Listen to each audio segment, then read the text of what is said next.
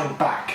Yes, I've knit my leg, and this is definitely the longest leg I've ever knit, and it's in fingering weight. And now, of course, it's time for us to create our heel flap. Now, expert tuition is coming our way in just a moment from Kate, and what's great is she's going to talk us through the whole maths of putting in a heel flap, and also she's doing it in a contrast heel, which is brilliant. So we're going to get real in-depth instruction, which I'm looking forward to seeing. So my heel flap actually is slightly different to the one Kay's knitting, so I think we should get over, watch the tutorial. I'll get knitting as well, and we'll see if I can get it finished by the time you've watched and seen what Kay's got to tell us today. I've knit the, was it 10 rows of ribbon? Yes, 10 rows of ribbon, and then we did 20 rows of stocking stitch, and this is where you can just adjust it to however you prefer your socks. If you like a longer cuff, then just knit your ribbon a bit longer. If you want to 1 by 1, you can do that as well. Twisted rib, however you want to knit it, just, you know, you can adjust it to whatever makes you happy. So in this case I've just done 10 rows of ribbon, 20 rows of stocking stitch, and it took me no time. It seemed like no time at all, really. I think it was an hour, something like that, to knit that. It goes by in a flash, it really does. So now we're ready to knit the heel flap. Now this is where I do go off the pattern at just a very tiny bit to do this. The pattern tells you to knit across the first 12 stitches and then turn and then work your heel flap on these 2 needles here. Now, because I'm putting in a contrast heel, I don't want my pink yarn to be here in the middle of my heel flap. It just wouldn't work. So what I'm going to do is I'm just going to work the heel flap on these front stitches here. Our heel flap, usually the maths of it, you will find that the number of rows that you knit for your heel flap is the same as the number of stitches you've got on one side of your sock. So in this case we've got 48 stitches total, so we've got 12 on here and 12 on here, so 24 stitches.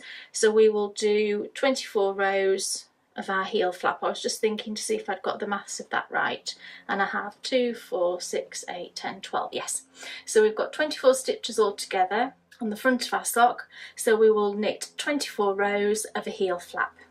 So what I'm going to do as well is I'm going to put in a contrast colour for the heel, and all we do to do that is basically we just start knitting the heel flap in a different colour. Now, to set it up for the heel flap, what I actually like to do is to just pop the stitches that you've got on this needle here over onto this one, or vice versa. Basically you want the front 24 stitches to be all on one DPN.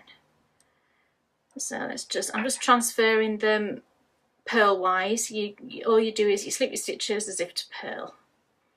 You just transfer them from one needle to the other, and that will give us our heel flap stitches all on that front needle, and that's where we're going to be working.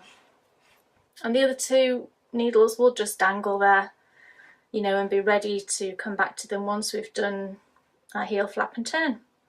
So the 2-row repeat for the heel flap, we slip 1 purlwise and knit 1, and repeat that all the way across. And then on the return row we slip 1 purlwise and purl across. Our first row then, we've got our contrast colour here, so we slip 1 purlwise and knit 1. So to add in our contrast colour, all I do is you leave a little tail because you'll need to weave that end in afterwards, and you just make a little loop,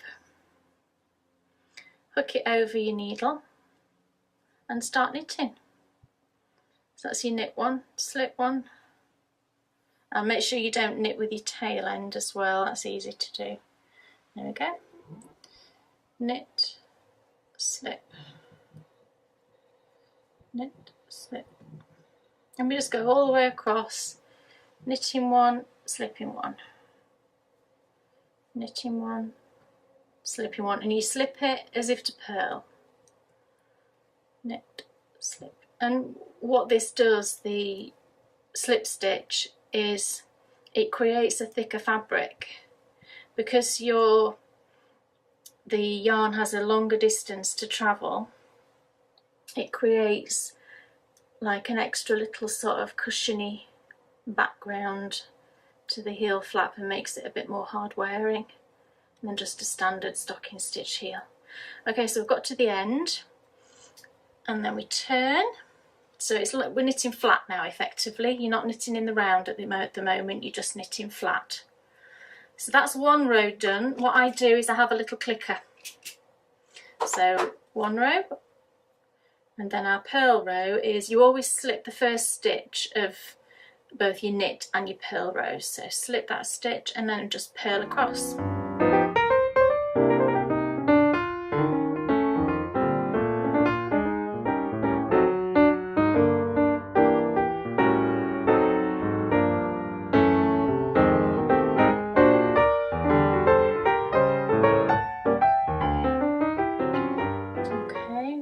The end, purl that last stitch and turn and give it a little click, and then we're just back. Oh, is that pretty? How it's made like a little purple and pink contrast. That's really pretty. And then we're back to our knit row again. So again, we slip that first stitch as if to purl, and then we're doing knit, slip, knit, slip. Then you get into a little rhythm, I think, doing this. Knit, slip. I love doing the heel flap.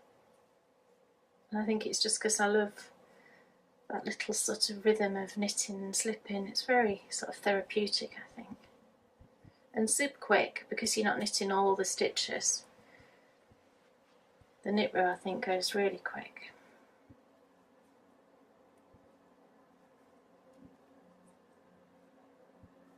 Okay, that's your knit row done. Turn again, give it a little click, and your purl back row. So again, you slip as if to purl, and then just purl all the way across.